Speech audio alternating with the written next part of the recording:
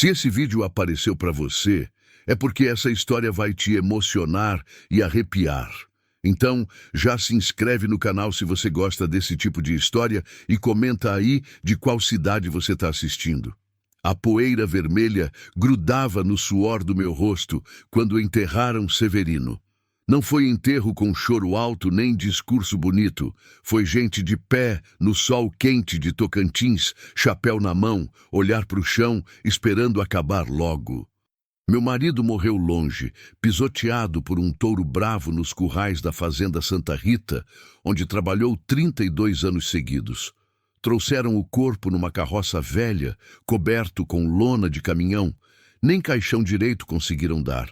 Disseram que ele não tinha nada no nome, nada de terra, nada de casa, nada que justificasse gastar mais do que o necessário com um vaqueiro morto. Eu tinha 34 anos, 2 filhos pequenos, Joana com 7, Miguel com 5 e uma certeza pesada no peito. Ninguém ali se importava se a gente sobreviveria ou não. No dia seguinte ao enterro, antes do sol raiar completamente, bateram na porta da casa que a gente morava de favor nos fundos da propriedade. Era o capanga do fazendeiro, homem de cara fechada e voz grossa. Trazia uma corda na mão. Na ponta da corda, uma vaca velha, magra, com costelas aparentes e olhar cansado. O úbere, murcho, pendia como saco vazio. "Isso aqui é para você", ele disse sem olhar nos meus olhos. "O patrão mandou, é a parte que sobrou do seu marido." Fiquei parada, segurando a corda que ele enfiou na minha mão. A vaca nem levantou a cabeça. Parecia tão derrotada quanto eu. "Sobrou?", repeti, a voz saindo fina. "É, herança." Ele quase riu. O Severino trabalhou a vida toda, mas não tinha nada escriturado. Essa aqui estava velha demais para servir. "O patrão achou melhor dar para você do que deixar morrer à toa." Ouvi risadas baixas atrás dele. Outros homens observavam da porteira, fumando, se divertindo. Cochichos que chegavam até mim como facadas. "Nem herança é resto. Vai ver, nem leite tem mais. Coitada, vai ter que comer a vaca logo." Aceitei porque não tinha escolha. Quando o capanga foi embora, puxei a vaca para o quintal. Joana e Miguel saíram correndo da casa curiosos.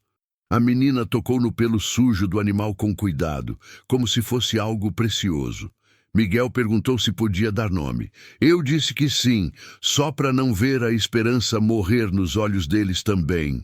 "Estrela", escolheu Joana, apontando para a mancha branca na testa da vaca. Estrela, nome bonito demais para um bicho condenado. Nos dias seguintes acordei antes do sol nascer. A madrugada em Tocantins era fria e seca, o céu imenso ainda escuro, constelações brilhando como vidro quebrado. Levava o banquinho de madeira, o balde de alumínio amassado e me sentava ao lado da estrela, tentando tirar leite de onde quase não havia mais nada. Apertava devagar, com cuidado, rezando baixinho para que saísse alguma coisa. Às vezes vinha um fiozinho fino, branco e ralo. Às vezes nada. Eu contava cada gota, dividia entre dar para os filhos ou guardar para fazer um queijinho que eu podia vender ou trocar por farinha, por feijão, por qualquer coisa que nos mantivesse vivos mais um dia. Teve manhã que olhei para o fundo do balde quase vazio e pensei em desistir. Pensei em soltar a estrela, deixar ela ir embora, morrer em paz longe de mim. Mas aí Joana aparecia na porta, ainda de camisola, esfregando os olhos, perguntando se tinha leite. E eu mentia. Dizia que sim. Enchia o copo dela até a metade e dizia que era o bastante, que ela precisava comer devagar para aproveitar. Eu mesma ficava sem comer. Primeiro um dia, depois 2. Depois eu perdi a conta. A fome virou um buraco constante no estômago, uma tontura que vinha de repente, uma fraqueza nas pernas que me fazia parar no meio do quintal e segurar na cerca para não cair. Severino tinha sido vaqueiro a vida inteira. Conhecia cada cerca, cada curral, cada cabeça de gado melhor do que muita gente que mandava na fazenda Santa Rita. trabalhou de sol a sol, sem descanso, sem reclamar. Ele acreditava que honestidade bastava, que trabalho duro era reconhecido, que homem direito não precisava de papel assinado para ter dignidade. Morreu acreditando nisso. Eu aprendi rápido que o mundo não funciona assim para quem fica. No enterro, entendi que meu marido era invisível para os poderosos. Mais um, substituível, descartável. E agora eu e meus filhos éramos menos ainda. Mas o pior ainda estava por vir. Uma tarde, estava no quintal estendendo roupa no varal, quando ouvi vozes se aproximando. Reconheci uma delas. Era o filho do fazendeiro, homem jovem, arrogante, que tinha herdado a Santa Rita fazia poucos meses. Vinha com 2 capangas. Pararam na frente do meu quintal. Ele me olhou de cima a baixo, com desprezo. "Essa vaca aí", disse, apontando para a estrela que ruminava magra debaixo da sombra rala de uma árvore seca. Não era para ter sido dada, não. Meu coração despencou. "Como assim?", consegui perguntar, a voz tremendo. Meu pai estava velho, meio confuso. "Não devia ter mandado dar ela para você. Essa vaca ainda tem serventia. Vou buscar ela de volta amanhã." "Mas disseram que era herança, que era minha." Ele deu risada, uma risada curta, cruel. "Herança? Você tem papel? Tem escritura? Tem alguma coisa que prove que essa vaca é sua? Eu não tinha nada, nunca tive nada no papel. Severino também não. A gente vivia na palavra, no costume, na confiança de que trabalho honesto valia alguma coisa." "Amanhã eu mando buscar", repetiu ele, virando as costas. Fiquei parada, segurando a trouxa de roupa molhada contra o peito, vendo eles irem embora. O medo entrou em mim como água fria. Se eu perdesse a estrela, não teria mais nada. Nem aquele leite ralo, nem a esperança de trocar um queijo por comida, nem o olhar de alegria dos meus filhos quando viam o balde com algumas gotas. Naquela noite, não consegui dormir. Fiquei sentada na cadeira de balanço que era da minha mãe, olhando pela janela, vendo a estrela deitada no quintal sob a luz da lua. Joana e Miguel dormiam no único quarto, enrolados num lençol velho. Eu pensava no que fazer. Fugir? Para onde? Esconder a vaca? Como? Implorar? Para quem? Pensei em Severino. Pensei em como ele acreditava em justiça, em trabalho, em dignidade.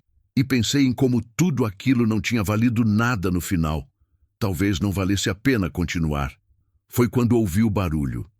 Cascos batendo forte na estrada de terra, cavalo em disparada, aproximando rápido demais, poeira subindo mesmo de noite, iluminada pela luz da lua cheia. Meu coração disparou. Achei que vinham buscar a estrela agora, sem esperar o amanhecer. Achei que vinham nos expulsar da casa. Achei que tudo estava acabando ali mesmo. Me levantei tremendo, saí para o quintal descalça. A poeira cobria tudo. O cavalo parou bruscamente na frente do portão. O cavaleiro desceu sem amarrar o animal, que bufava cansado, espuma branca nos cantos da boca. Era o fazendeiro, o velho, o pai do homem que tinha vindo mais cedo. Ele me olhou em silêncio. Segundos que pareceram horas. Eu segurava a barra do vestido, preparada para ouvir que precisava sair, que não tinha direito a nada, que meus filhos e eu estávamos sozinhos no mundo. Mas o que veio foi diferente. "Eu preciso falar com você", disse ele, a voz rouca, cansada. "Sobre o Severino." Ele entrou no quintal, tirou o chapéu, passou a mão no cabelo grisalho. Parecia perturbado. Coisa que eu nunca tinha visto nele. "Senta", pediu, apontando para o banquinho onde eu tirava leite da estrela. Sentei. Ele ficou de pé, olhando para o chão de terra batida. "Seu marido", começou devagar. "Seu marido cuidava de uma parte da fazenda que eu quase tinha esquecido. Lá nos fundos, terra velha, de quando meu avô ainda era vivo. Nunca teve cerca direito, nunca teve papel passado, nunca teve nada oficial. Ficou na palavra, no costume, naquilo que a gente chama de terra de respeito. Eu não entendia aonde ele queria chegar. O Severino tomava conta daquilo sozinho, há anos, sem eu pedir, sem eu mandar. Ele só fazia. Mantinha as divisas, cuidava para não invadirem, tratava como se fosse parte do serviço dele. Eu deixei porque confiava nele. O velho suspirou fundo. Só que essa semana, depois que ele morreu, veio gente reclamando. Gente de fora, dizendo que aquela terra não é minha, que nunca foi, que meu avô nunca registrou direito. E aí eu fui mexer em papel velho, em documento antigo, em baú de coisa guardada, e achei umas coisas. Ele me olhou direto pela primeira vez. Achei anotação do Severino. Achei testemunha. Achei gente que viu ele cuidando daquilo, gente que sabe que ele foi quem segurou aquela terra na minha mão todos esses anos. E achei indicação de que aquilo talvez nunca tenha sido meu de verdade. Meu corpo inteiro gelou. O que o senhor está dizendo? Tô dizendo que seu marido cuidou durante anos de uma terra que ninguém sabia direito de quem era. E que agora, com ele morto, tá todo mundo querendo pedaço, inclusive eu. Inclusive gente poderosa que vai fazer de tudo para tomar aquilo. Ele colocou o chapéu de volta. E tô dizendo também que se alguém tem direito a alguma coisa nessa história, não sou eu. É você. Não consegui falar.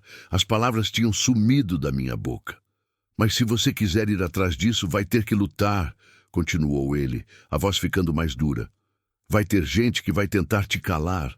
Gente que vai te oferecer dinheiro para você sumir. Gente que vai te ameaçar. E vai ter eu também, que vou ter que decidir se ajudo você ou se finjo que nada disso existe. Ele montou no cavalo de novo. Essa vaca velha que te deram não foi generosidade. Foi tentativa de fechar tua boca. De fazer você aceitar migalha e sumir.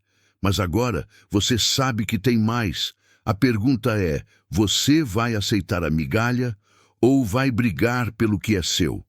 Ele esporeou o cavalo e sumiu na escuridão, deixando apenas poeira e silêncio. Fiquei ali parada, segurando a corda da estrela que tinha vindo até mim sozinha, como se soubesse que eu precisava de companhia. Olhei para a vaca velha, magra, quase sem leite, desprezada por todos. Aquela vaca não era a herança. Era o símbolo da tentativa de me apagar. E pela primeira vez, desde que Severino morreu, senti algo diferente de medo e desespero. Senti raiva. Não dormi o resto daquela noite. Fiquei sentada no quintal, as costas apoiadas no tronco seco da árvore, olhando o céu imenso de Tocantins começar a clarear. As estrelas iam sumindo devagar, engolidas pela luz que vinha de longe, tingindo tudo de rosa e laranja. O vento da madrugada trazia cheiro de terra seca e mato queimado. A estrela dormia perto de mim, a respiração dela subindo e descendo num ritmo calmo que me acalmava também. Eu pensava nas palavras do fazendeiro velho, tentava entender o que aquilo significava. Terra. Terra que ninguém sabia de quem era. Terra que Severino cuidou a vida inteira sem saber que podia ter direito a ela. Terra que agora me jogavam na cara como se fosse responsabilidade minha decidir se valia a pena morrer brigando por ela. Porque era isso no fundo. Brigar contra gente poderosa era arriscar tudo. A casa onde a gente morava, a vaca velha, a vida dos meus filhos, tudo. Mas aceitar a migalha era continuar sendo nada. Era ensinar Joana e Miguel que trabalho honesto não vale nada. Que gente como a gente serve só para ser pisada. Quando o sol nasceu completamente, levantei com o corpo dolorido. Joana já estava acordada, sentada na soleira da porta, penteando o cabelo da boneca de pano que ela mesma tinha costurado com retalhos. Miguel dormia ainda, enrolado no lençol. "Mãe, a senhora não dormiu?" perguntou ela, me olhando com aqueles olhos grandes, iguais aos do pai. "Dormi sim, filha." Menti. "Só acordei cedo. Fui tirar leite da estrela. Algumas gotas. Menos que ontem." Eu sabia que logo, logo nem isso ia ter mais, mas fingi que estava tudo bem, levei o leite para dentro, fiz mingau ralo para as crianças, disse que era o suficiente. Foi quando bateram na porta de novo. Meu coração apertou. Pensei que fosse o filho do fazendeiro vindo buscar a vaca. Mas quando abri, era Dona Teresa, a mulher que morava 3 casas para lá, viúva também, mais velha que eu. Ela trazia um embrulho nas mãos. Trouxe uns pães, disse, sem cerimônia. Fiz demais ontem. Sabia que era mentira. Dona Teresa mal tinha farinha para ela mesma, mas aceitei porque a fome era maior que o orgulho. Obrigada, falei baixinho. Ela ficou parada, me olhando como se quisesse dizer alguma coisa. Por fim, soltou. Tá correndo boato que você vai mexer com a terra lá dos fundos da fazenda? Gelei. Quem falou isso? Gente fala. Ela deu de ombros. Eu vim avisar. Cuidado. Tem gente que não quer que isso vá para frente. Gente perigosa. Eu nem decidi nada ainda. Então decide logo. Porque enquanto você fica em cima do muro, eles já estão se mexendo. Dona Teresa foi embora antes que eu pudesse perguntar mais. Fiquei na porta, o embrulho de pães na mão, sentindo o peso da decisão apertar meu peito. Passei o dia inteiro em silêncio, fazendo os afazeres da casa como se nada tivesse mudado. Lavei roupa no tanque, estendi no varal, varri o chão de terra batida, cozinhei feijão com os últimos grãos que tinha. Joana e Miguel brincavam no quintal, correndo atrás de borboletas, rindo alto. Eu olhava para eles e pensava, se eu brigar e perder, o que vai sobrar para eles? Mas se eu não brigar, o que eu vou ensinar? No final da tarde, quando o sol começou a baixar e o calor ficou mais suportável, resolvi fazer uma coisa que não fazia desde que Severino morreu. Fui até a terra dos fundos, peguei a estrada de terra que cortava a fazenda, caminhando devagar, a poeira grudando nas minhas sandálias velhas. Passei pelos currais, pelos pastos onde o gado ruminava na sombra, pelas cercas tortas que Severino consertava todo mês. Tudo ali tinha a marca dele, o trabalho dele, a vida dele. A terra dos fundos ficava longe, quase 1 hora caminhando. Quando cheguei, o sol já estava se pondo, pintando tudo de dourado. Era um lugar esquecido, cerca velha, madeira apodrecida, mato crescendo sem controle. Mas tinha algo ali, algo que eu não sabia nomear. Uma sensação de que aquilo era importante. Entrei com cuidado, passando por baixo da cerca quebrada. Caminhei pela terra seca, os pés afundando na poeira vermelha. Tinha marcas de pegadas antigas, marcas de trabalho, marcas de alguém que tinha cuidado dali sozinho, sem ninguém ver, sem ninguém agradecer. Severino. Me ajoelhei no chão e peguei um punhado de terra na mão. Era quente ainda, do sol do dia inteiro. Apertei devagar, sentindo os grãos escaparem entre os dedos. Você sabia? Perguntei pro vento, pro silêncio, pro fantasma do meu marido. Você sabia que isso podia ser nosso? O vento não respondeu, mas eu entendi de algum jeito que Severino nunca tinha pensado nisso. Ele cuidava porque era certo cuidar. Trabalhava porque era certo trabalhar. Não esperava nada em troca, nem terra, nem dinheiro, nem reconhecimento. Ele era um homem bom, simples, honesto, e o mundo tinha matado ele sem dó. Fiquei ali até escurecer completamente. Voltei para casa devagar, tropeçando no escuro, guiada só pela lua cheia que iluminava a estrada. Quando cheguei, Joana e Miguel já dormiam. Dona Teresa tinha passado para dar boa noite e deixado uma panela com canjica na soleira. Sentei na cadeira de balanço, comi a canjica devagar, saboreando cada colherada. Olhei para a estrela que mastigava capim seco no quintal e pensei em tudo que tinha acontecido desde que Severino morreu. A vaca velha, as risadas, as ameaças, a terra. Eu ainda não sabia o que fazer. Ainda não tinha coragem suficiente, mas tinha raiva suficiente. E às vezes, a raiva é o primeiro passo. Na manhã seguinte, acordei decidida a procurar o fazendeiro velho. Precisava entender melhor o que ele tinha dito.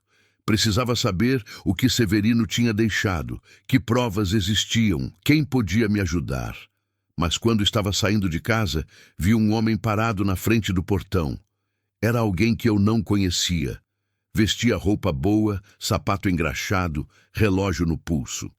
Tinha cara de cidade, de gente que não põe a mão na terra. "A senhora é a viúva do Severino?" perguntou, tirando o chapéu. "Sou. Preciso conversar com a senhora." Ele olhou para os lados, como se quisesse ter certeza de que ninguém estava vendo. "Sobre uma proposta." Meu estômago revirou. "Que proposta?" Ele chegou mais perto, baixou a voz.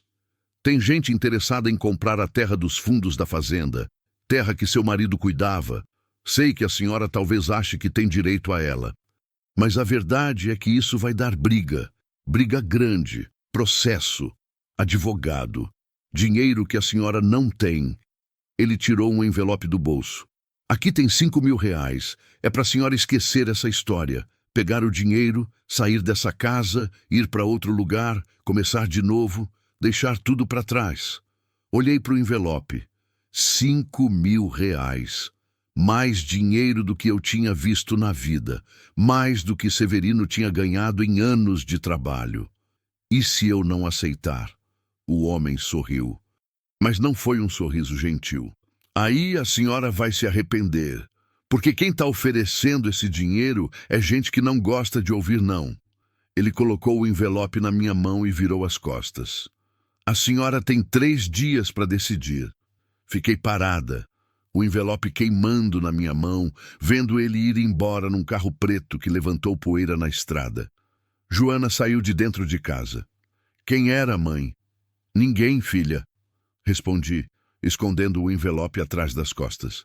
Ninguém importante. Mas eu sabia que era mentira. E pela primeira vez, senti que não era só a terra que estava em jogo. Era a minha vida e a dos meus filhos. Escondi o envelope debaixo do colchão. Não contei para ninguém, nem para Dona Teresa, nem para o padre que passou na semana seguinte oferecendo bênção, nem para os meus próprios filhos. Aquele dinheiro queimava como brasa, mesmo escondido, mesmo longe dos meus olhos. 5.000 reais. Uma fortuna.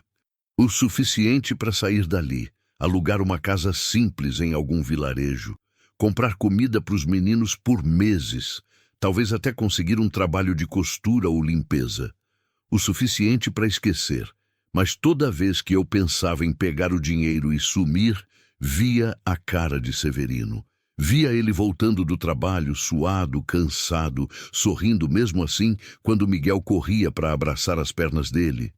Via ele consertando cerca sozinho, tratando do gado que nem era dele, cuidando de terra que nem sabia que podia ter algum direito. Via ele acreditando que trabalho honesto valia alguma coisa. E eu me perguntava, se eu aceitar esse dinheiro, o que sobra da vida dele? Os 3 dias passaram devagar, pesados como chumbo. No primeiro dia, tentei agir como se nada tivesse mudado. Acordei cedo, tirei o pouco leite que a estrela ainda dava. Fiz mingau para os meninos, lavei roupa, mas minhas mãos tremiam. Derrubei o balde 2 vezes. Queimei o feijão. Joana me olhava com cara de preocupação. "A senhora está doente, mãe?" "Não, filha. Só cansada." Era mentira. Eu estava apavorada. No segundo dia, o homem do envelope voltou. Não bateu na porta. Só passou devagar de carro pela frente da casa, buzinou uma vez, acenou pela janela. Um lembrete. Um aviso. Senti o sangue gelar nas veias. Ele sabia onde eu morava. Sabia que eu tinha filhos. Sabia que eu estava sozinha. À noite, tranquei a porta com o ferrolho velho, que quase não funcionava mais. Encostei uma cadeira. Fiquei sentada na escuridão, ouvindo cada barulho lá fora, cada vento batendo na janela, cada rangido da madeira. Joana e Miguel dormiam no quarto. Eu não conseguia fechar os olhos. Foi quando ouvi a estrela mugir. Não era o som normal dela. Era um mugido de medo, de dor. Levantei num pulo, peguei o lampião, abri a porta devagar. No quintal, a estrela estava de pé, agitada, tentando se afastar de alguma coisa. Quando levantei o lampião, vi. Tinha alguém do outro lado da cerca. Uma sombra. Um vulto. Parado. Só olhando. "Quem tá aí?" Gritei, a voz saindo mais firme do que eu esperava. A sombra não respondeu. Ficou ali mais alguns segundos, parada, me observando. Depois virou e sumiu na escuridão, sem pressa, como se quisesse que eu soubesse que tinha vindo de propósito. Voltei para dentro tremendo. Tranquei tudo de novo. Passei o resto da noite acordada, a mão segurando a faca de cozinha, rezando baixinho para que ninguém voltasse. No terceiro dia, não consegui mais ficar quieta. Deixei Joana e Miguel com Dona Teresa e fui procurar o fazendeiro velho. Caminhei até a sede da Fazenda Santa Rita, uma casa grande, antiga, com varanda larga e pé direito alto. Nunca tinha entrado ali. Gente como eu não entrava em casa de gente como eles. Mas daquela vez, entrei. Bati na porta. Uma empregada abriu, me olhou de cima a baixo com desprezo. "O que quer? Preciso falar com o patrão. Ele não recebe sem marcar." "Eu marco então." "Não tem horário." Ia fechar a porta na minha cara quando ouvi a voz dele lá de dentro. "Deixa ela entrar." A empregada bufou, mas abriu caminho. Entrei devagar, pisando num chão de taco brilhante que refletia a luz do lustre. Tudo ali cheirava a cera e a dinheiro velho. O fazendeiro estava sentado numa poltrona de couro, um copo de cachaça na mão, olheiras fundas embaixo dos olhos. "Você veio dar a resposta", disse ele, sem me cumprimentar. "Que resposta?" "Do envelope. Eu sei que ofereceram dinheiro para você sumir." Gelei. "Como o senhor sabe?" Ele deu um gole na cachaça, fez uma careta. "Porque eu sei como essas coisas funcionam. Tem gente que quer aquela terra, gente poderosa, gente que não vai parar até conseguir. E você tá no caminho." Sentei numa cadeira sem pedir licença, as pernas não me seguravam mais. "Me diga uma coisa", pedi, a voz saindo rouca. "Essa terra é minha ou não é?" Ele ficou em silêncio por um tempo. Rodou o copo na mão, olhando para o líquido âmbar como se lá tivesse alguma resposta. "Não sei", disse por fim. "Não sei de quem é. Pode ser minha, pode ser sua, pode ser de ninguém. Terra antiga é assim. Fica na palavra, no costume, no respeito. Seu marido cuidou dela durante anos. Isso vale alguma coisa. Mas vale num tribunal, num papel? Não sei. Então o que eu faço? Você decide se quer brigar ou se quer fugir. E o senhor? O senhor vai me ajudar ou vai me deixar sozinha?" Ele me olhou direto pela segunda vez desde que eu entrei. "Eu sou velho, tô cansado, não quero mais briga. Se você quiser ir atrás disso, vai ter que ir sozinha." Levantei devagar. Senti a raiva subindo de novo, quente, queimando a garganta. "O senhor é covarde." Ele não negou. "Sou, sempre fui. Mas pelo menos eu sei disso." Saí dali sem olhar para trás. Caminhei pela estrada de terra sob o sol escaldante do meio-dia, suando, com sede, com raiva, com medo. Quando cheguei na casa de Dona Teresa, Joana e Miguel estavam brincando no quintal dela. Pareciam felizes, inocentes, alheios a tudo. Dona Teresa me chamou para dentro. "Você foi falar com ele?" "Fui." "E?" "Ele não vai me ajudar." Ela suspirou, balançou a cabeça. "Ninguém vai, filha. Gente como a gente só tem a gente mesma. Então eu tô sozinha." "Não." Ela pegou minha mão, apertou forte. "Você tem seus filhos, tem a estrela, tem essa raiva que eu tô vendo queimar no seu olho. E tem eu. Não sou muito, mas sou o que tem." Quase chorei, mas segurei. Porque se eu começasse a chorar, não ia parar mais. Voltei para casa no final da tarde. O homem do envelope estava me esperando, encostado no carro preto, fumando um cigarro. "E então?" perguntou quando me viu. Olhei para ele, para a roupa boa, para o relógio caro, para o sorriso seguro de quem nunca teve medo de nada. "Eu não vou aceitar o dinheiro", respondi. O sorriso sumiu. "Tem certeza?" "Tenho." Ele jogou o cigarro no chão, pisou em cima devagar. "Então você acabou de assinar sua sentença." "Pode ser, mas pelo menos vou morrer de pé." Ele entrou no carro e foi embora, levantando poeira. Fiquei parada, vendo ele sumir na estrada, sentindo o coração bater forte no peito. Joana saiu de dentro de casa. Mãe, quem era? Abracei ela forte, apertei contra mim. Ninguém importante, filha, ninguém importante, mas eu sabia que a guerra tinha começado e que eu estava completamente sozinha. A ameaça não veio de uma vez. Veio aos poucos, como formiga entrando em casa. Primeiro foi a cerca. Acordei numa manhã e a cerca do quintal estava quebrada. Não caída por acaso, não apodrecida pelo tempo. Quebrada de propósito, madeira arrancada, estacas puxadas da terra, tudo jogado no chão. A estrela tinha fugido durante a noite. Levei 2 horas procurando ela pela fazenda, chamando, quase chorando, até achar ela presa num cercado velho, longe, assustada. Consertei a cerca sozinha, mãos cheias de farpas, suor escorrendo, sol queimando a nuca. Joana e Miguel me ajudavam como podiam, segurando madeira, passando prego. A gente não tinha dinheiro para comprar material novo. Usei o que achei jogado, o que estava quebrado, o que ninguém mais queria. 2 dias depois, foi a água. A bomba do poço parou de funcionar. Chamei o homem que consertava essas coisas no vilarejo, mas ele disse que não podia vir.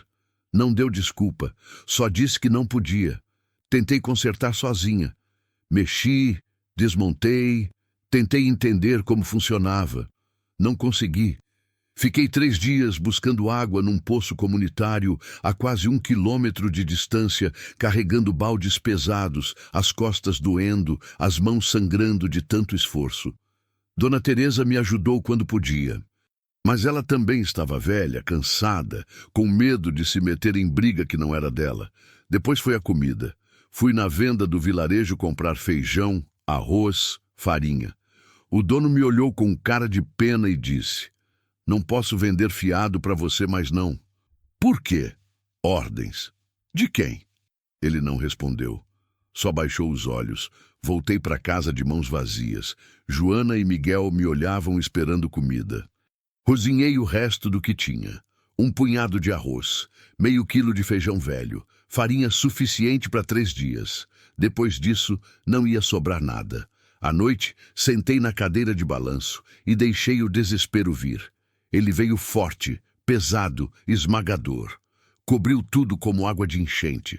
Pensei em desistir, pegar os meninos, sair dali, ir para qualquer lugar, aceitar qualquer coisa. Mas aí lembrei do envelope. 5.000 reais. Dinheiro de suborno. Dinheiro para me calar. Dinheiro para apagar a vida de Severino como se ele nunca tivesse existido. E a raiva voltou. No dia seguinte, fui até a Terra dos Fundos de novo. Caminhei devagar, levando água numa garrafa velha, um pedaço de pão duro no bolso. Queria entender o que tinha ali. Por que aquela terra valia tanto? Por que tanta gente poderosa queria me ver longe? Quando cheguei, vi que não estava sozinha. Tinha um homem velho sentado debaixo de uma árvore seca, fumando cachimbo, olhando para o horizonte. Reconheci ele. Era seu Antônio, um dos vaqueiros mais antigos da fazenda, aposentado, esquecido, que morava sozinho num casebre nos fundos. Seu Antônio, cumprimentei chegando perto. Ele tirou o cachimbo da boca, me olhou com olhos cansados. Eu sabia que você ia vir aqui uma hora. O senhor conhecia meu marido? Conhecia. Trabalhei com ele anos. Homem bom, honesto, trabalhador. Sentei do lado dele na terra seca. O silêncio pesou entre nós por um tempo. Essa terra... Comecei devagar.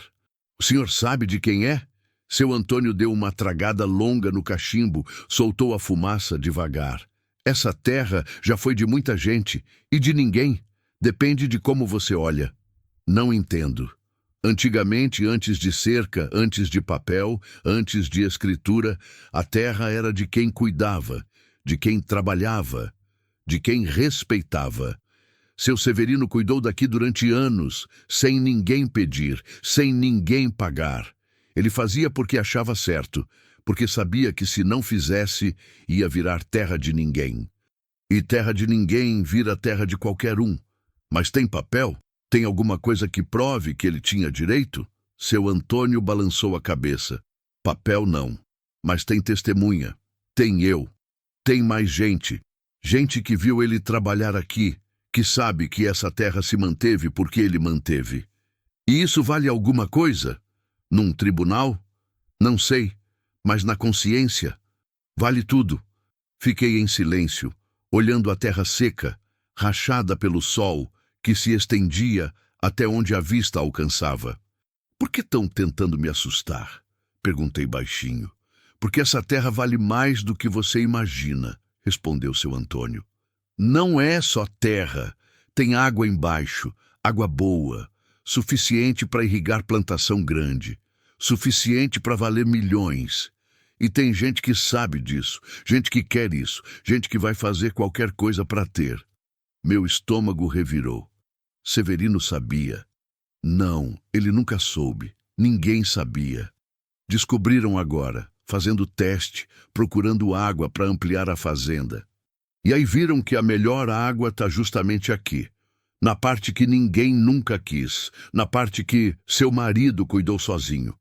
Levantei devagar, as pernas bambas. E agora? Agora você decide se quer morrer pobre e esquecida, ou se quer brigar e talvez morrer do mesmo jeito, mas pelo menos com dignidade. Voltei para casa caminhando devagar, pensando em tudo que seu Antônio tinha dito. Água, milhões, gente poderosa, ameaças que iam piorar. Quando cheguei, a casa estava vazia. Joana e Miguel não estavam no quintal. A porta estava aberta, entrei correndo, o coração disparado. Joana! Miguel! Ninguém respondeu. Procurei no quarto, na cozinha, no quintal. Nada. Corri até a casa de Dona Teresa. Bati na porta desesperada. Os meninos! A senhora viu os meninos? Dona Teresa abriu a porta com cara assustada. Tão aqui. Vieram me chamar porque apareceu um homem lá na sua casa. Meu sangue gelou. Que homem? Não sei. Eles ficaram com medo e vieram correndo. Voltei correndo. Quando cheguei, o homem do envelope estava parado na porta da minha casa, fumando, esperando. Cadê meus filhos? Gritei, parando na frente dele. Ele sorriu. Calma. Tão bem. Só vim deixar um recado. Que recado? Ele jogou o cigarro no chão, chegou mais perto. Você tem mais uma semana. Depois disso, as coisas vão ficar desagradáveis. Vocês não vão me tirar daqui. Não vamos precisar. Você vai sair sozinha. Quando perceber que não tem saída. Ele foi embora. Fiquei parada, tremendo de raiva e de medo. Naquela noite, não dormi. Fiquei sentada na cadeira, a faca de cozinha na mão, vigiando a porta. E foi quando a tempestade chegou. Não era tempestade de chuva, era tempestade seca. Vento forte, poeira vermelha cobrindo tudo, céu escuro mesmo sem nuvem. O tipo de tempestade que vem no meio da seca, que arranca telhado, derruba cerca, sufoca tudo. O vento bateu na casa com força. As janelas tremeram. A porta rangeu. Joana e Miguel acordaram chorando. Abracei os dois, tentei acalmar, mas eu mesma estava apavorada. Foi então que ouvi a estrela mugir, um mugido de desespero. Abri a porta e vi. A cerca tinha caído de novo e a estrela estava presa, a pata entalada numa madeira quebrada, tentando se soltar, com medo. Corri para fora. O vento me empurrava, a poeira cegava. Cheguei perto da estrela, tentei soltar ela, mas a madeira estava pesada, firme. Calma, estrela, calma, sussurrei, puxando com força. A vaca olhou para mim. E naquele olhar, vi a mesma coisa que eu sentia. Medo, cansaço, desespero. Mas também vi outra coisa, confiança. Ela confiava em mim. Puxei com tudo que tinha. A madeira cedeu. A estrela se libertou, se levantou cambaleante, se encostou em mim tremendo. Levei ela de volta para o quintal, consertei a cerca como pude, voltei para dentro. Joana e Miguel estavam abraçados no quarto. Sentei com eles, segurei as mãos pequenas. Mãe, a gente vai ficar bem? Perguntou Joana, a voz fininha. Olhei para os olhos dela. para os olhos de Miguel e decidi. Vamos, respondi. A gente vai lutar e vai vencer. Não sabia se era verdade, mas precisava acreditar. A tempestade seca passou, mas deixou tudo coberto de poeira vermelha. Acordei com o corpo doendo, como se tivesse apanhado a noite inteira. As mãos estavam cheias de bolhas de tanto puxar madeira para soltar a estrela. Os joelhos arranhados de quando caí no quintal, tentando segurar a cerca que o vento derrubava. Mas o pior era o cansaço que vinha de dentro, dos ossos, da alma. O tipo de cansaço que faz a gente pensar se vale a pena levantar da cama. Mas levantei mesmo assim, porque Joana e Miguel estavam dormindo no quarto, enroladinhos um no outro debaixo do lençol fino, e eles precisavam de café. Precisavam ver a mãe de pé, funcionando, fingindo que estava tudo bem mesmo quando nada estava. Fui até o quintal. A estrela estava deitada debaixo da árvore, mastigando devagar um punhado de capim seco que eu tinha jogado para ela antes de dormir. Quando me viu, levantou a cabeça e mugiu baixinho, como se estivesse me cumprimentando. Cheguei perto, passei a mão no pescoço dela, senti o pelo áspero, quente do sol, que já começava a esquentar mesmo cedo. A gente tá junto nisso, viu? Falei baixinho, só para ela ouvir.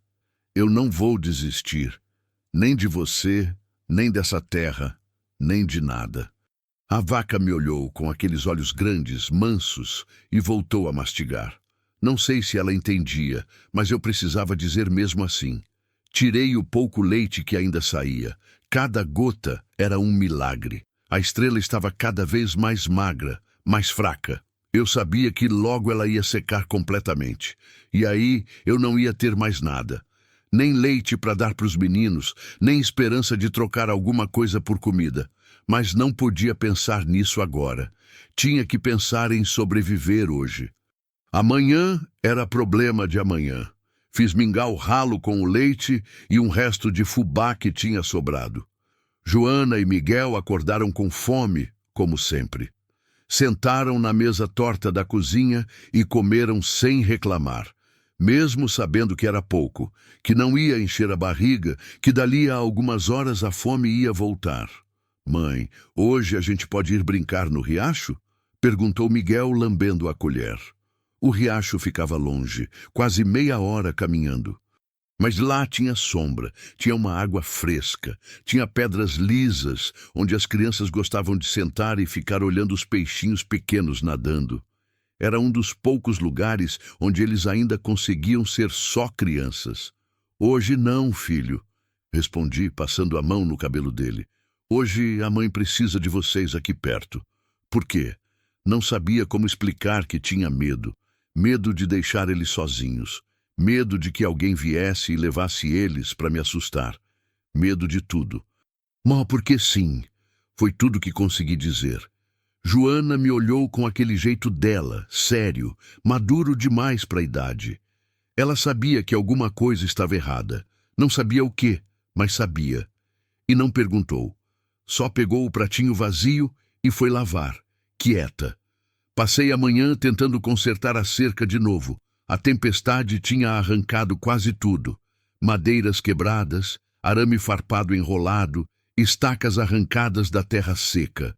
Trabalhei sozinha debaixo do sol escaldante, suando, sentindo a cabeça rodando de tanta fome e cansaço.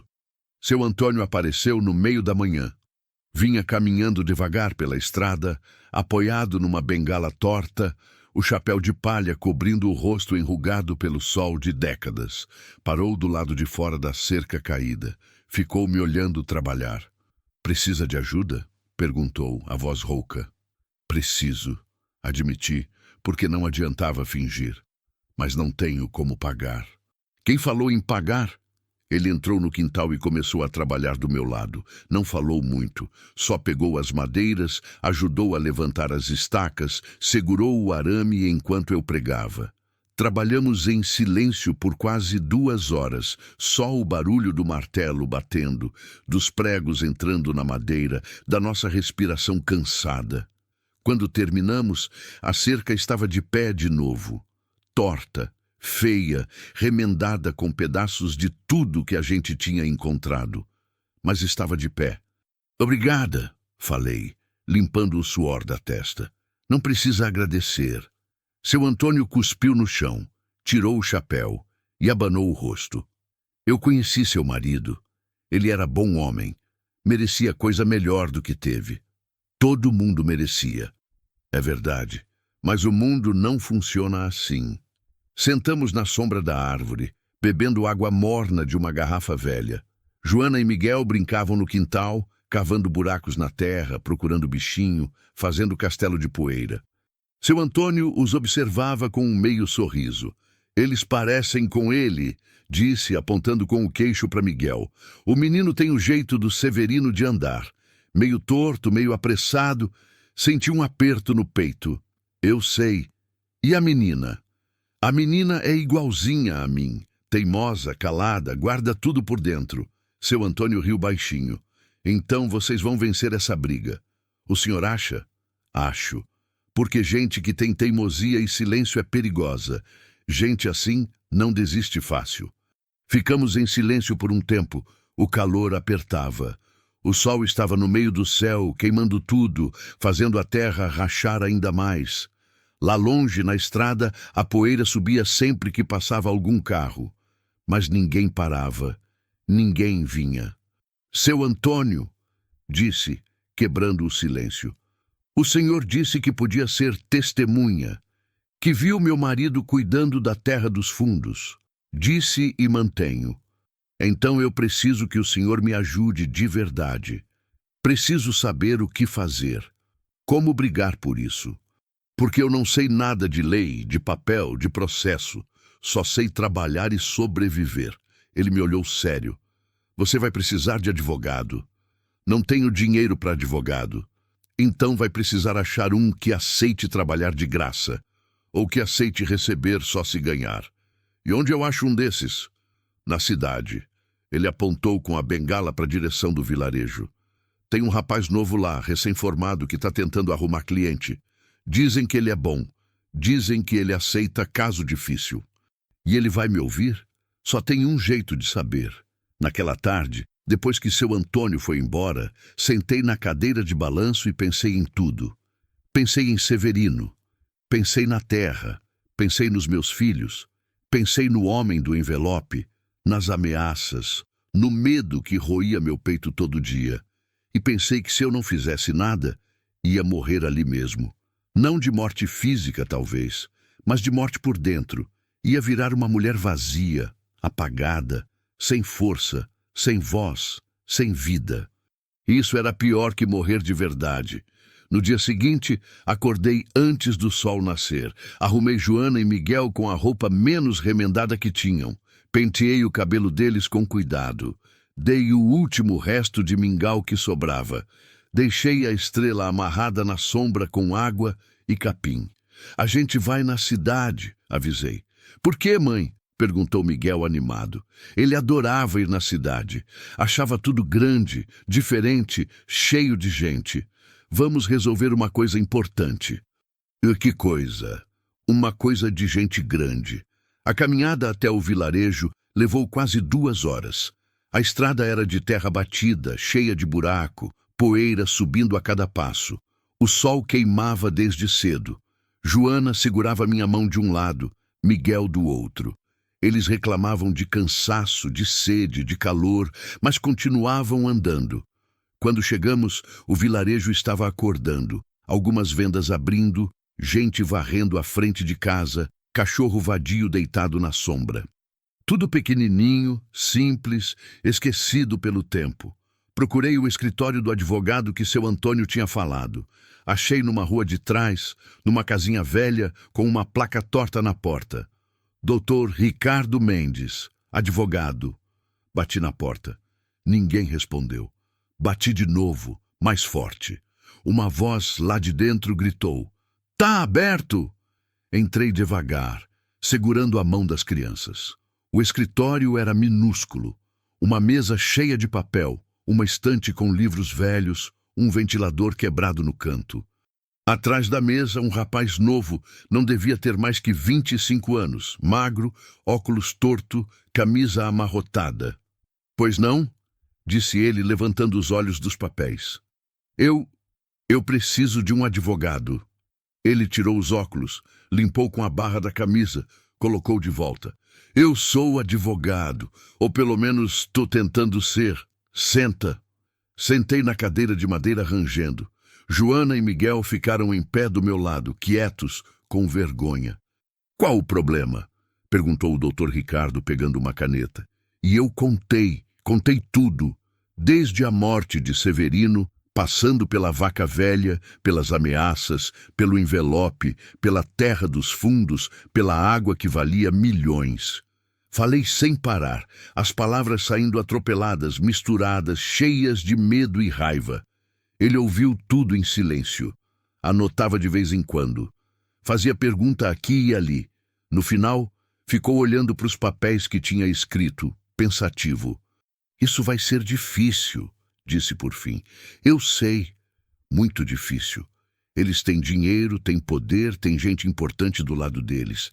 Você não tem nada. Eu sei disso também. Pode ser que a gente perca. Pode. Ele me olhou direto.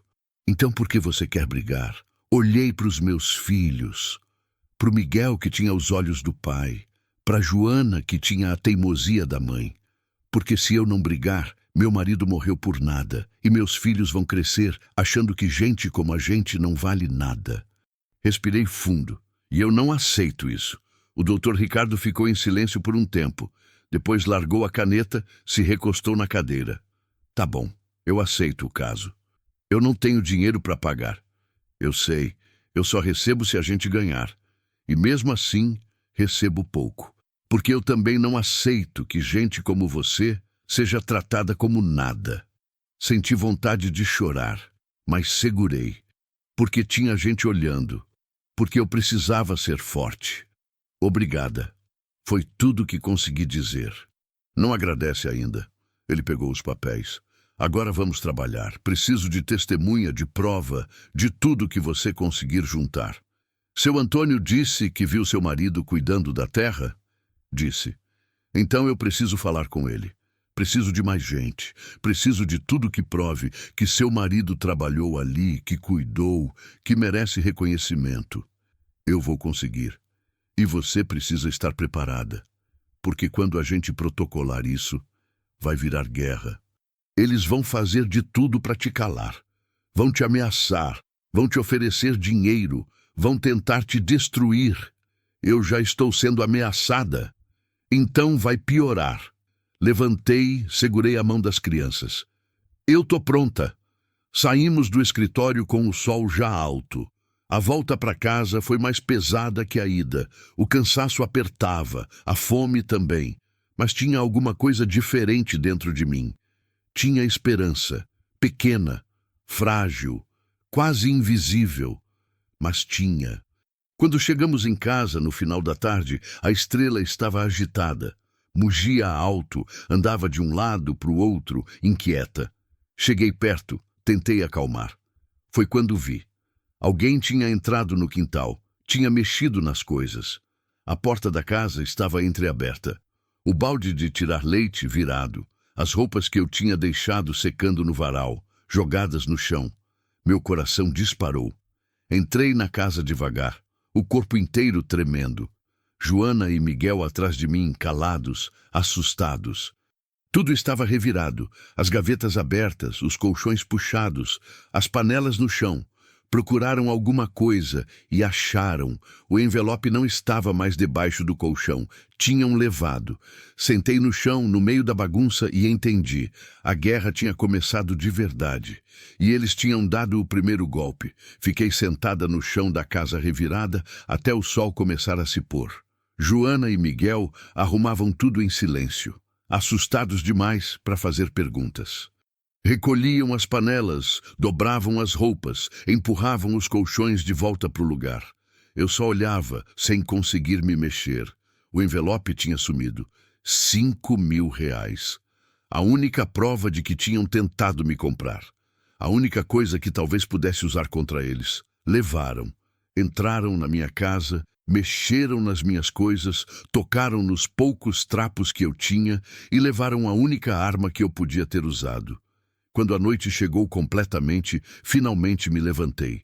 As pernas tremiam. Acendi o lampião a gás, a luz fraca tremelicando nas paredes de taipa. Fiz um chá de erva cidreira que tinha plantada no quintal, mais para ter alguma coisa quente no estômago do que por vontade. Dei para os meninos. Eles beberam calados, me olhando com medo. "Mãe, quem entrou aqui?" perguntou Joana por fim, a voz fina. "Gente ruim. Eles vão voltar?" Não sabia o que responder. Não queria mentir.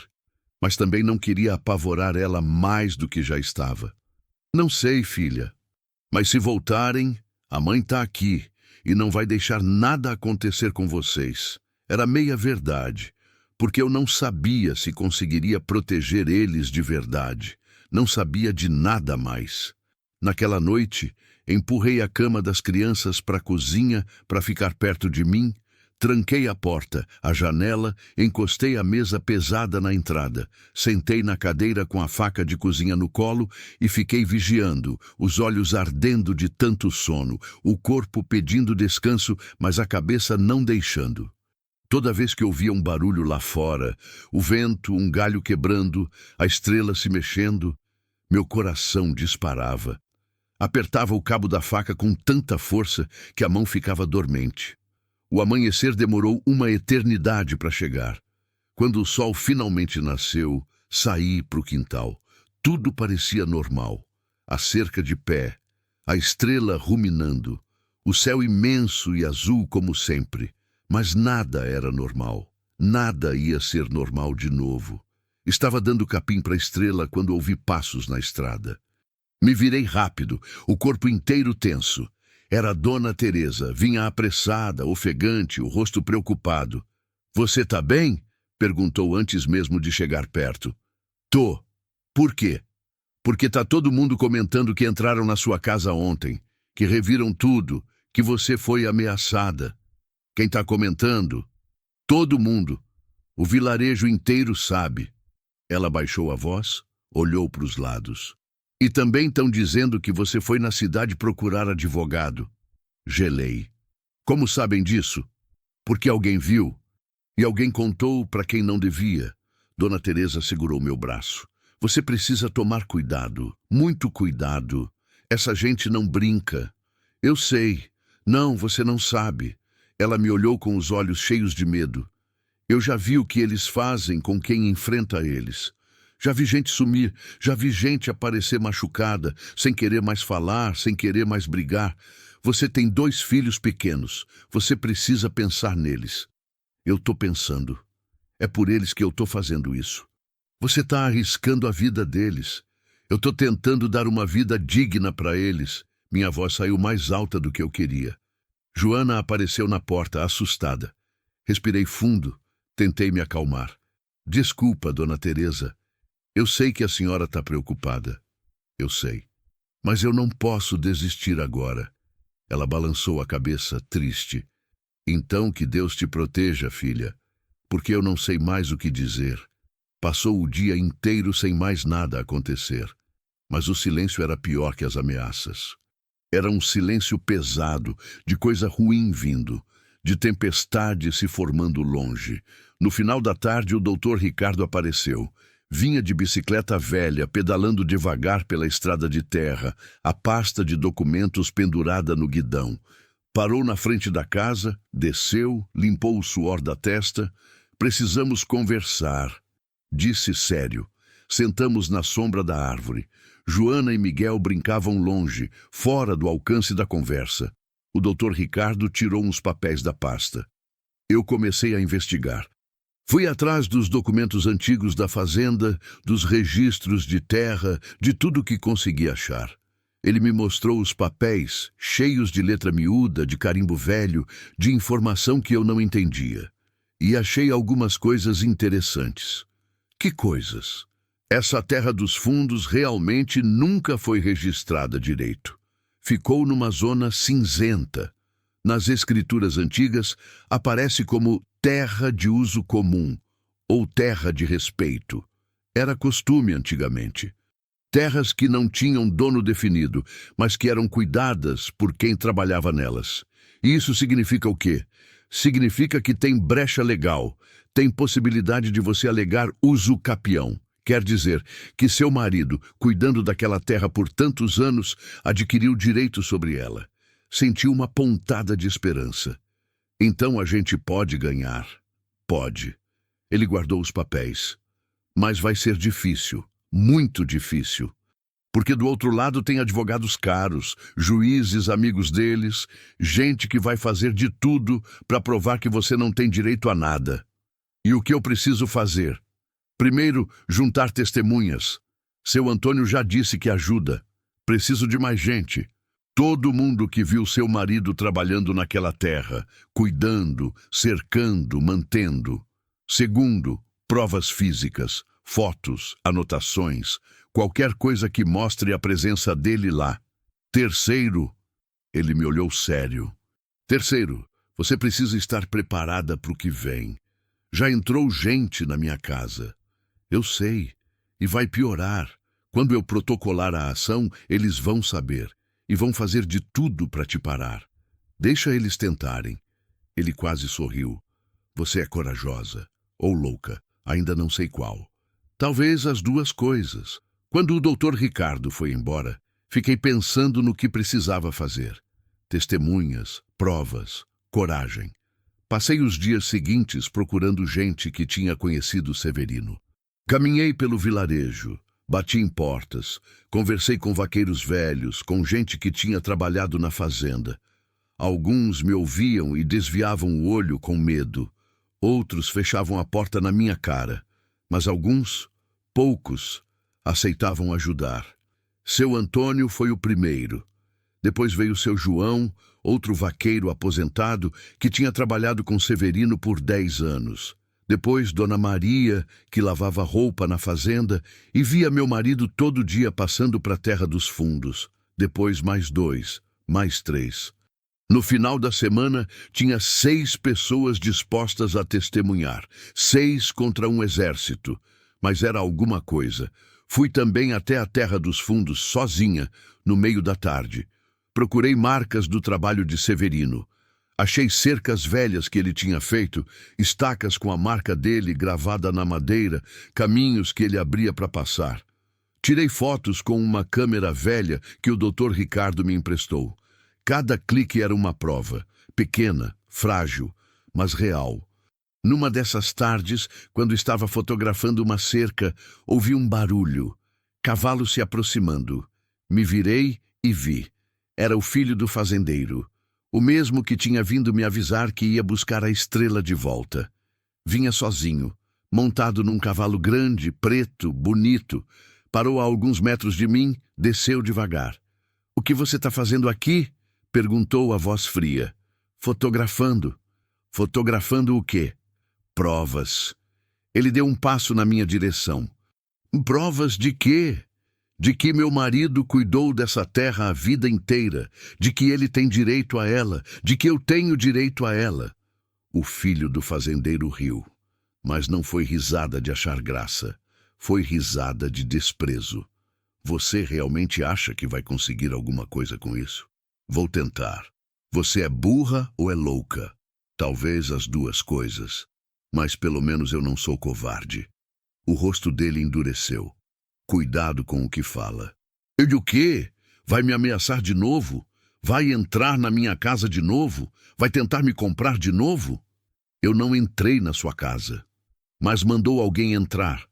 Ele não negou. Você devia ter aceitado o dinheiro quando teve chance. Agora já é tarde.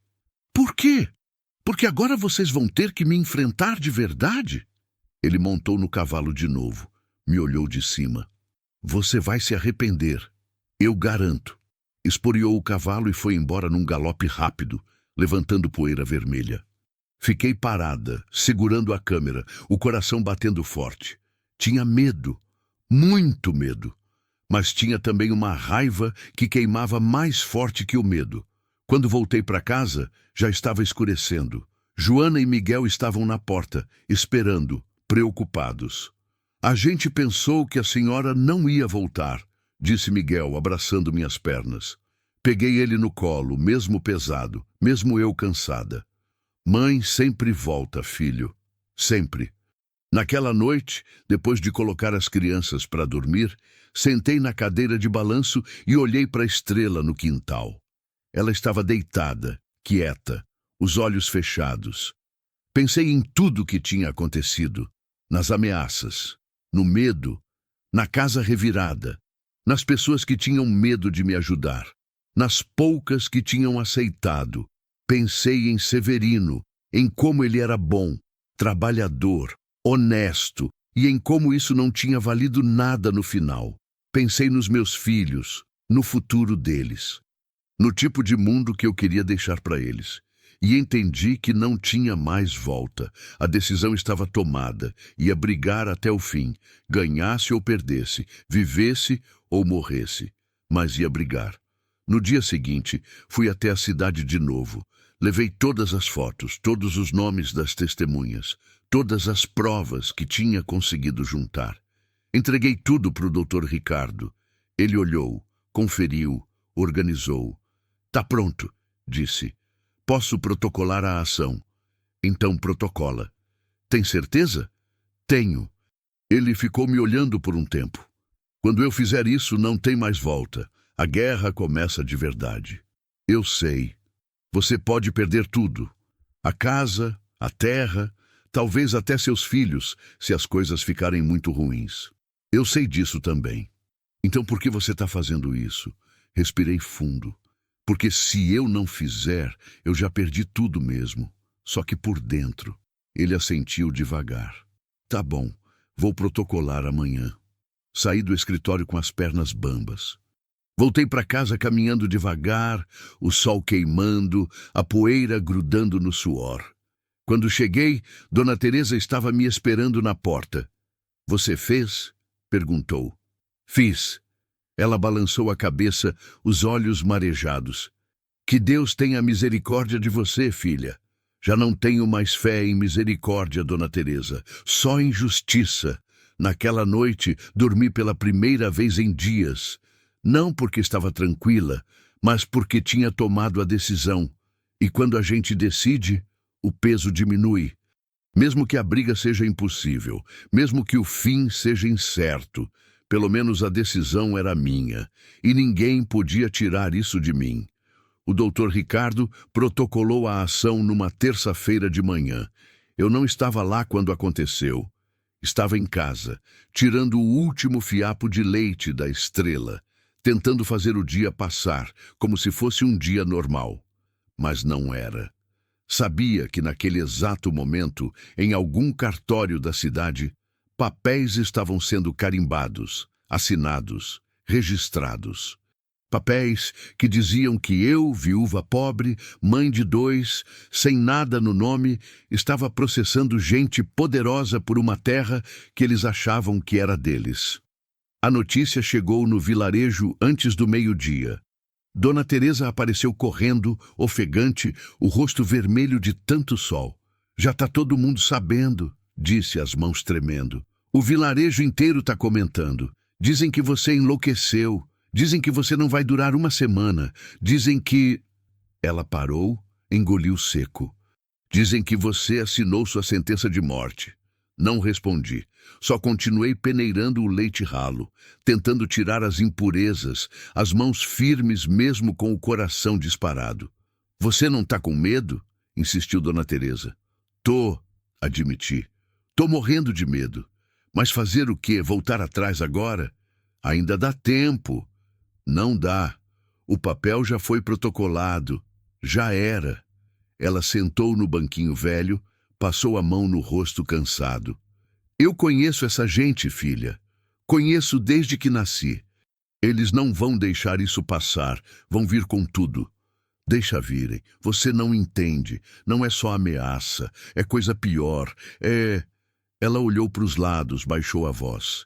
Tem uma história antiga aqui, de um homem que quis brigar com a família do fazendeiro, quis questionar cerca, divisa, essas coisas. Sumiu, nunca mais ninguém viu. Dizem que foi embora, mas todo mundo sabe que não foi. O sangue gelou nas minhas veias. A senhora está dizendo que eles mataram? Estou dizendo que tem coisas que a gente não fala, não questiona, não mexe, porque tem cerca que não é de arame, é invisível, mas quem cruza paga. Ela levantou, pôs a mão no meu ombro. Eu gosto de você, por isso estou te avisando. Ainda dá tempo de desistir, de pegar seus filhos e sumir, ir para longe, recomeçar. E viver o resto da vida sabendo que fugir? Viver, isso é o que importa. Quando ela foi embora, fiquei sentada na sombra da árvore, olhando a estrela mastigar capim seco. Pensei nas palavras dela, na história do homem que sumiu, nas cercas invisíveis. Severino tinha me contado uma vez sobre cercas. Foi num dia de domingo, depois da missa, quando estávamos voltando para casa. Ele tinha falado sobre como o sertão era cheio de cercas que ninguém via. Cercas de respeito, cercas de medo, cercas de costume. A pior cerca não é de arame, ele tinha dito. É a que a gente põe na própria cabeça, a que faz a gente aceitar as coisas como são, mesmo quando não são certas. Será que era isso que eu estava fazendo? Derrubando cercas invisíveis? À tarde, enquanto as crianças cochilavam no calor sufocante, ouvi barulho de motor, um carro subindo a estrada de terra. Me levantei, o coração apertando. Não era o carro do homem do envelope, era outro, maior, mais novo. Parou na frente da casa e desceram 3 homens de terno. Terno, no meio do sertão. No calor de 40 graus. O que vinha do meio era mais velho, cabelo grisalho penteado para trás, óculos de aro dourado, pasta de couro na mão. A senhora é a viúva do Severino? Perguntou, a voz educada, mas fria. Sou. Meu nome é Dr. Augusto Ribeiro. Sou advogado da família proprietária da fazenda Santa Rita. Ele abriu a pasta, tirou uns papéis. Vim fazer uma proposta. Não quero ouvir proposta. A senhora deveria, porque é a última que vai receber. Fiquei em pé, os braços cruzados, sem convidar eles para entrar. Ele não pareceu se importar. Soubemos que a senhora protocolou uma ação questionando a propriedade de certas terras. Ele folheou os papéis com calma. É uma ação, como dizer, temerária, baseada em premissas frágeis, sem fundamento sólido, com testemunhas duvidosas. Meu marido trabalhou naquela terra a vida inteira. Trabalhou, sim, como empregado, assalariado, a serviço do legítimo proprietário. Isso não dá direito a nada. O doutor que me representa acha diferente. O advogado sorriu, um sorriso fino, sem calor. O doutor Ricardo Mendes é um recém-formado sem experiência, sem casos ganhos, sem reputação. Ele está usando a senhora para tentar fazer nome. Quando perder, e vai perder, ele vai simplesmente ir embora, procurar outro caso. E a senhora?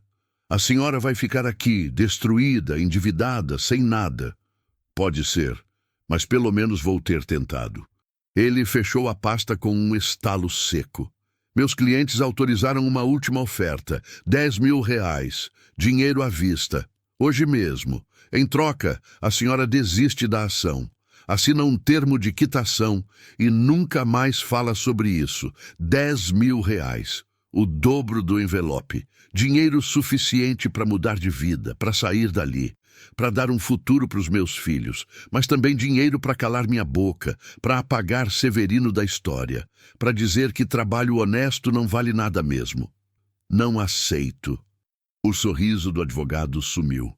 A senhora tem certeza? Tenho. Então a senhora é uma tola. Ele acenou para os outros 2 homens. Vamos embora. Perdemos tempo aqui. Antes de entrar no carro, virou para mim uma última vez. Só mais uma coisa.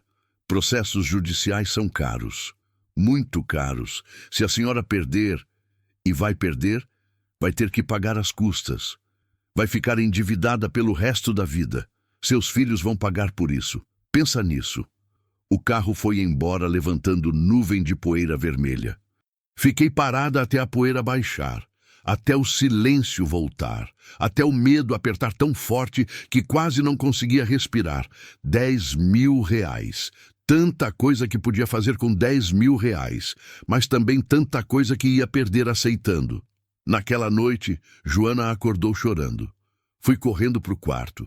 Ela estava suada, tremendo, os olhos arregalados no escuro. Mãe, sonhei que a gente tinha que ir embora. Sentei na beira da cama, peguei ela no colo mesmo já grande demais para isso. Foi só sonho, filha, mas parecia verdade. A gente estava indo embora e deixando tudo, deixando a casa, deixando a estrela, deixando o pai. O túmulo de Severino ficava no cemitério do vilarejo. A gente visitava todo domingo. Levava a flor do campo, limpava a cruz, ficava ali um tempinho. A gente não vai deixar nada, prometi, passando a mão no cabelo suado dela. A gente vai ficar aqui. Vamos brigar para ficar. E se a gente perder? Aí, pelo menos, a gente tentou. Mas eu tenho medo, mãe. Apertei ela mais forte. Eu também, filha, eu também. Voltei para a cadeira de balanço depois que ela dormiu de novo. Fiquei olhando a escuridão pela janela, ouvindo os grilos cantando, o vento batendo nas telhas. Pensei em tudo que tinha acontecido, no envelope roubado, na casa revirada, nas ameaças, na proposta de 10.000 reais, no medo da Joana, no futuro incerto.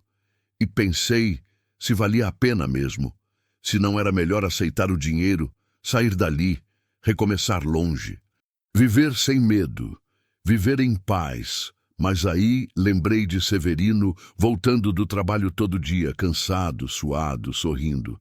Lembrei dele consertando cerca que não era dele, cuidando de gado que não era dele, trabalhando em terra que não era dele, fazendo tudo porque achava certo, porque acreditava que trabalho honesto valia alguma coisa. E entendi que não podia desistir. Não por mim, mas por ele e pelos meus filhos. Porque se eu desistisse, o que eu ia ensinar para eles? Que gente como a gente não vale nada, que é melhor fugir do que lutar, que dinheiro compra tudo, até dignidade?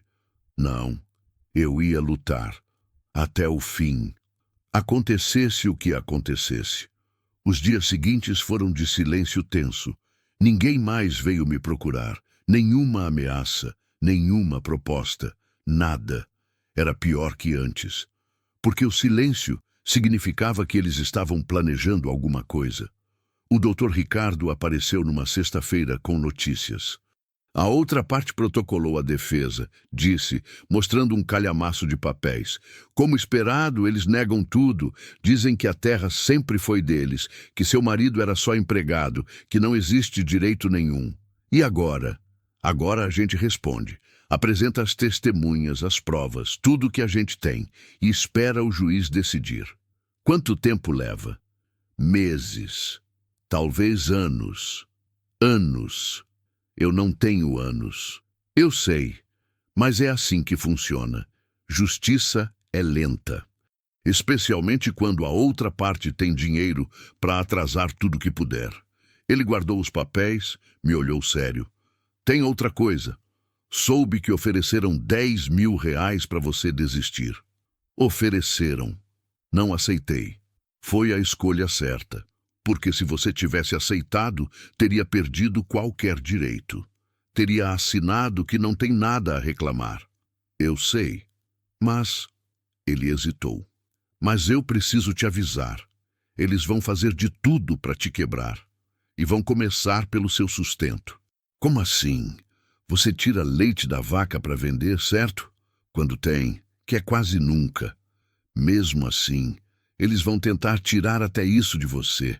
Vão pressionar as pessoas para não comprarem nada de você. Vão te isolar. Vão fazer você passar fome até desistir. Não vou desistir.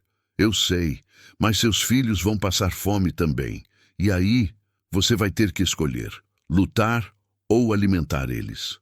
Ele foi embora me deixando com aquelas palavras pesadas no peito. E 2 dias depois, as palavras viraram verdade. Tentei vender um queijinho que tinha feito com o resto do leite da estrela. Fui de casa em casa no vilarejo. Todo mundo fechou a porta na minha cara, ou disse que não precisava, ou inventou desculpa.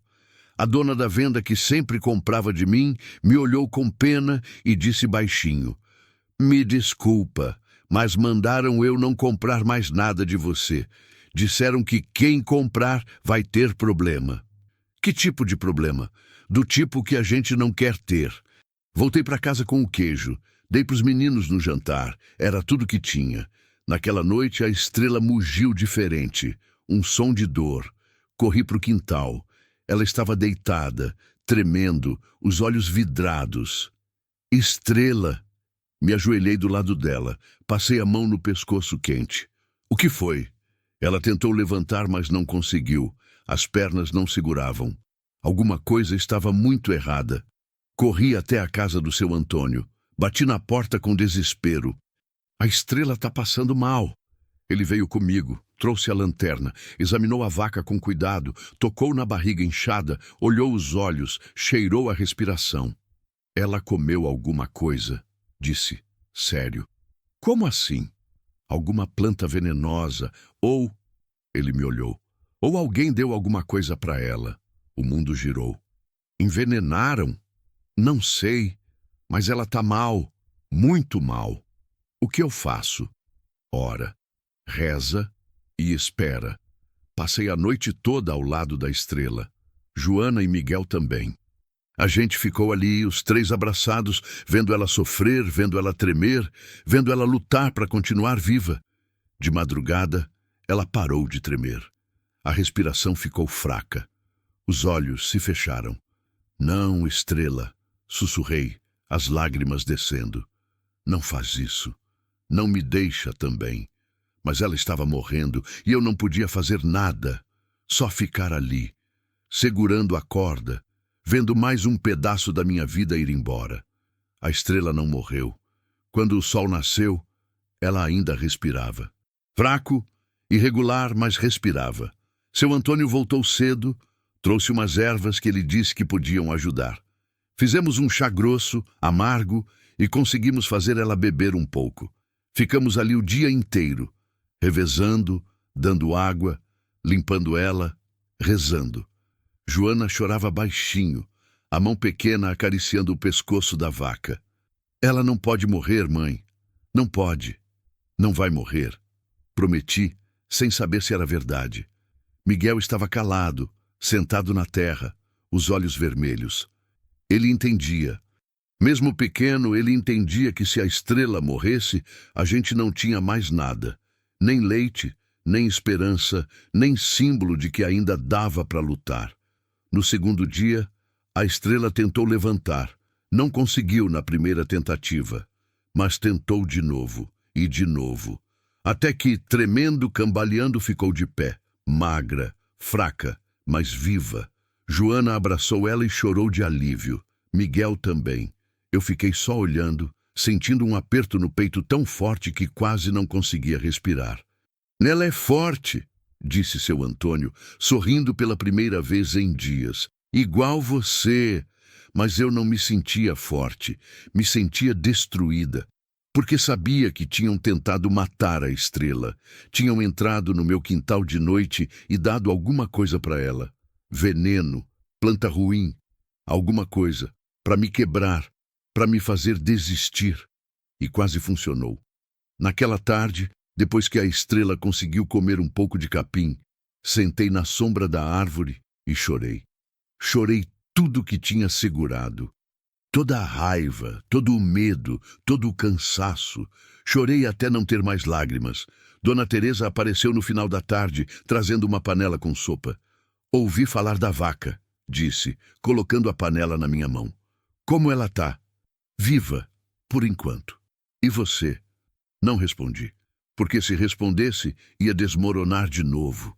Ela sentou do meu lado, ficou em silêncio por um tempo. "Você precisa parar com isso", disse por fim, a voz baixa, cansada. "Precisa desistir, antes que seja tarde demais." "Já é tarde demais." "Não é? Ainda dá para voltar atrás. Ainda dá para... Para quê? Para aceitar que eles ganharam? Para viver o resto da vida sabendo que fui covarde? Para viver, pelo menos. porque se você continuar, você vai morrer. Ou pior, seus filhos vão sofrer. Meus filhos já estão sofrendo. Minha voz saiu alta, desesperada. Tão passando fome, tão com medo, tão vendo a mãe deles ser destruída. Você acha que isso é viver? Mas pelo menos estão vivos. Nem tudo que respira está vivo, Dona Teresa. Às vezes, a gente só existe. Ela balançou a cabeça, levantou devagar. Você é teimosa demais para o seu próprio bem. Pode ser, mas é a única coisa que ainda tenho. Quando ela foi embora, aqueci a sopa. Chamei Joana e Miguel. A gente comeu devagar, em silêncio, saboreando cada colherada como se fosse a última refeição do mundo. Porque talvez fosse. No dia seguinte, o Dr. Ricardo apareceu agitado. Precisamos conversar. Urgente. Sentamos na mesa da cozinha. Ele abriu a pasta, tirou uns papéis novos. A defesa deles apresentou uma petição. Querem que você pague caução. Caução? É tipo uma garantia, um dinheiro que você deposita antes do processo continuar. Para garantir que se você perder, vai ter como pagar as custas. Quanto? 5.000 reais. Senti o chão sumir debaixo dos meus pés. Eu não tenho 5 reais. Quanto mais, 5.000. Eu sei. Por isso apresentei uma contestação. Pedi isenção de custas por você ser pobre. Mas... Ele hesitou. Mas o juiz pode não aceitar. E se não aceitar, o processo é suspenso até você pagar. E se eu não pagar? Aí acabou. Você perde por desistência. Coloquei a cabeça entre as mãos. Eles estão fazendo isso de propósito, para me obrigar a desistir. Sim, é uma tática comum. Querem te cansar, te quebrar financeiramente, te fazer desistir antes de chegar no mérito. E o que eu faço? A gente espera a decisão do juiz. E reza para ele ter bom senso. Mas eu já não acreditava mais em bom senso, nem em justiça, nem em nada. A resposta do juiz veio uma semana depois. Pedido negado. Eu tinha que pagar os 5.000 reais de caução em 15 dias. Senão, o processo seria arquivado. Quando o Dr. Ricardo me deu a notícia, fiquei parada, muda, sem reação. Tem como recorrer? Perguntei por fim. Tem, mas leva tempo. E dinheiro que a gente não tem. Então acabou. Ainda não. A gente pode tentar uma última coisa. Uma vaquinha, pedir ajuda para as pessoas. 5.000 reais dividido por muita gente dá pouco para cada um. Ninguém vai me ajudar. O vilarejo inteiro tem medo. Então a gente tenta em outro lugar. Na cidade, na igreja, nas redes sociais. Eu nem sei o que é rede social. Eu sei, deixa comigo. Ele foi embora determinado. Eu fiquei sem esperança, porque sabia como o mundo funcionava. Gente poderosa sempre ganhava. Gente como eu sempre perdia. Mas naquela noite aconteceu uma coisa que eu não esperava. Seu Antônio apareceu na minha porta. Não estava sozinho. Tinha mais gente com ele. Seu João, Dona Maria, outros 3 vaqueiros velhos, Dona Lúcia, que vendia pastel na feira, seu Pedro, que consertava a bicicleta. Gente simples, pobre, esquecida, igual a mim. A gente soube da caução, disse seu Antônio. E a gente trouxe isso. Ele estendeu a mão. Tinha dinheiro, notas amassadas, moedas, tudo contado com cuidado. 240 reais, disse. É tudo que a gente conseguiu juntar. Dona Maria deu um passo à frente, entregou um envelope. Eu vendi minha aliança de casamento. Tá aqui. 80 reais. Seu João tirou o chapéu, mostrou o dinheiro guardado dentro. 150. Economizei da aposentadoria. Um por um todos entregaram alguma coisa. Dinheiro. Pouco. Muito pouco perto dos 5.000 que eu precisava. Mas era tudo que eles tinham. Fiquei parada, segurando o dinheiro, sem conseguir falar. Por que vocês estão fazendo isso? Perguntei quando consegui encontrar a voz. Porque a gente também está cansado, respondeu seu Antônio. Cansado de ver gente poderosa pisando em gente trabalhadora. Cansado de aceitar migalha. Cansado de ter medo. Mas vocês vão ter problema, vão sofrer represália. Provavelmente. Ele sorriu. Mas pelo menos vamos sofrer de pé. Eles foram embora deixando o dinheiro na minha mão. R$ 970, longe dos 5.000, mas cada centavo dado por gente que não tinha quase nada. Chorei de novo, mas dessa vez não era choro de desespero, era choro de, não sei, de gratidão talvez, de entender que não estava completamente sozinha. O Dr. Ricardo fez o que prometeu, criou uma vaquinha online, contou a história, pediu ajuda. Nos primeiros dias quase nada veio, R$ 10 aqui, 20 ali, 50 de alguém. Mas aos poucos foi aumentando. R$ 100 de um estudante de direito que se comoveu, 200 de uma professora aposentada, 500 de um grupo de advogados que queriam ajudar. As pessoas compartilhavam, comentavam, a história começou a se espaltar. Viúva luta por terra que marido cuidou a vida inteira. Família poderosa tenta calar mulher pobre. Justiça exige R$ 5.000 que ela não tem. Eu não entendia direito como funcionava, mas via os números subindo no papel que o Dr. Ricardo me mostrava. R$ 1.000, 2.000, 3.000, 4.000. No 13º dia, faltando 2 dias para o prazo acabar, chegamos em R$ 5.200. Quando o Dr. Ricardo me deu a notícia, desabei na cadeira. A gente conseguiu? Conseguimos.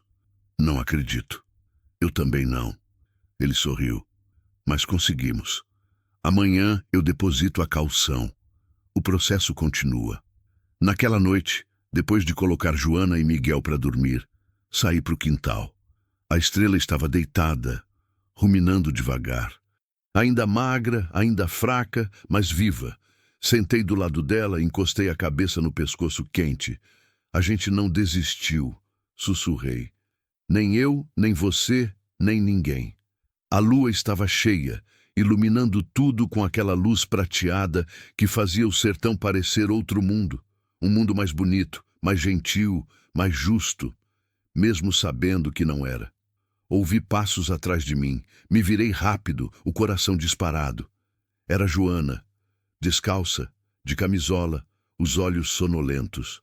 Mãe, não consegui dormir. Vem cá.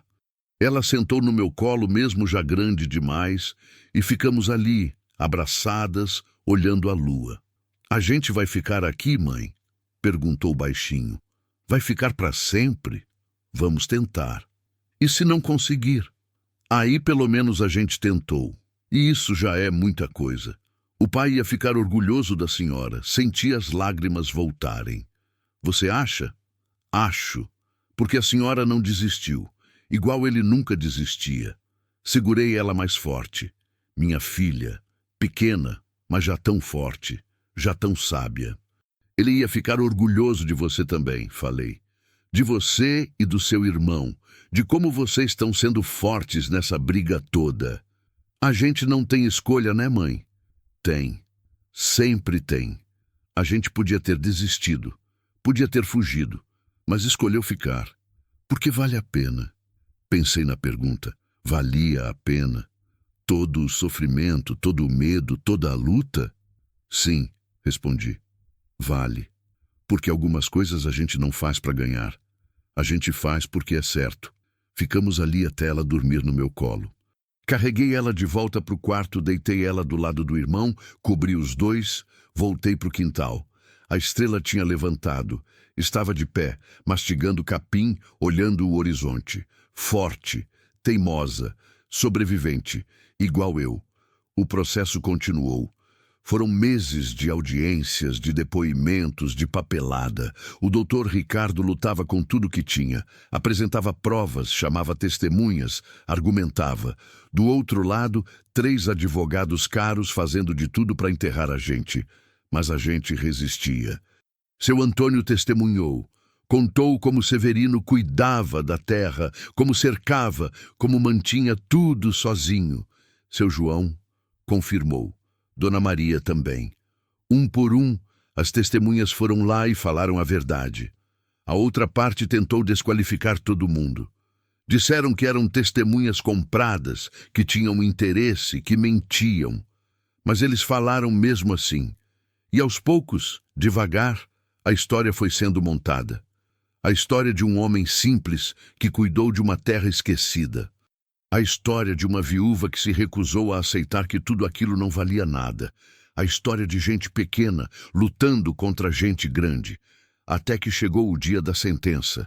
O doutor Ricardo me ligou cedo, a voz tremendo. O juiz vai ler a sentença hoje, às 3 da tarde. E é só esperar. Não consegui fazer nada o dia inteiro. Fiquei sentada na cadeira de balanço imóvel, o tempo passando devagar demais. Joana e Miguel perceberam. Ficaram quietos, me olhando com medo e esperança misturados. Às 4 horas, o doutor Ricardo chegou. Desceu da bicicleta, tirou os óculos, limpou, colocou de volta.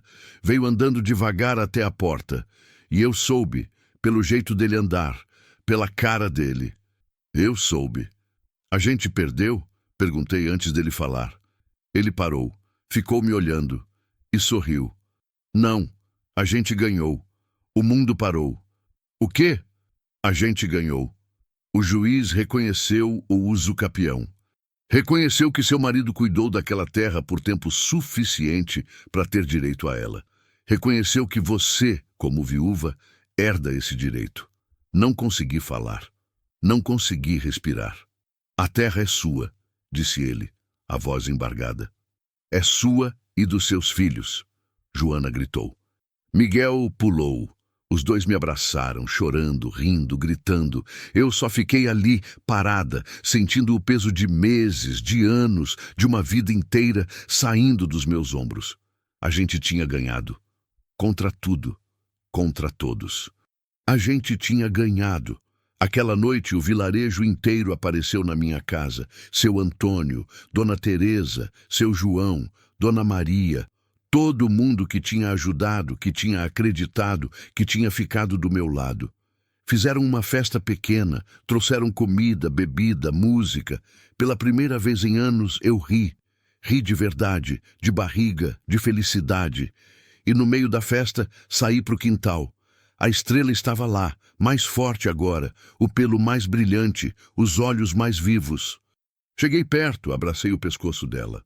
A gente conseguiu, sussurrei. A gente conseguiu. E ali, debaixo do céu imenso do sertão, cheio de estrelas que pareciam diamantes, entendi uma coisa. A vaca velha nunca foi só uma vaca. Era um símbolo de resistência, de teimosia, de se recusar a morrer. E a terra nunca foi só terra. Era dignidade. Era a vida de Severino valendo alguma coisa. Era o futuro dos meus filhos. A última cerca tinha caído. A invisível, a que ficava na cabeça. E agora, finalmente, eu estava livre. Epílogo. 5 anos depois, a Terra dos Fundos virou plantação. Não grande, não rica, mas nossa. Joana já tinha 12 anos. Miguel, 10. Trabalhavam comigo, plantavam, colhiam, cuidavam. A estrela morreu de velhice 3 anos depois da vitória. Enterramos ela debaixo da árvore do quintal. Joana fez uma cruz de madeira. Miguel plantou flores. Seu Antônio também se foi. Mas antes me disse uma coisa que nunca esqueci. Você derrubou uma cerca que existia há gerações. Agora, outras pessoas vão ter coragem de derrubar as delas também. E era verdade. Depois da minha vitória, mais 3 famílias entraram na justiça.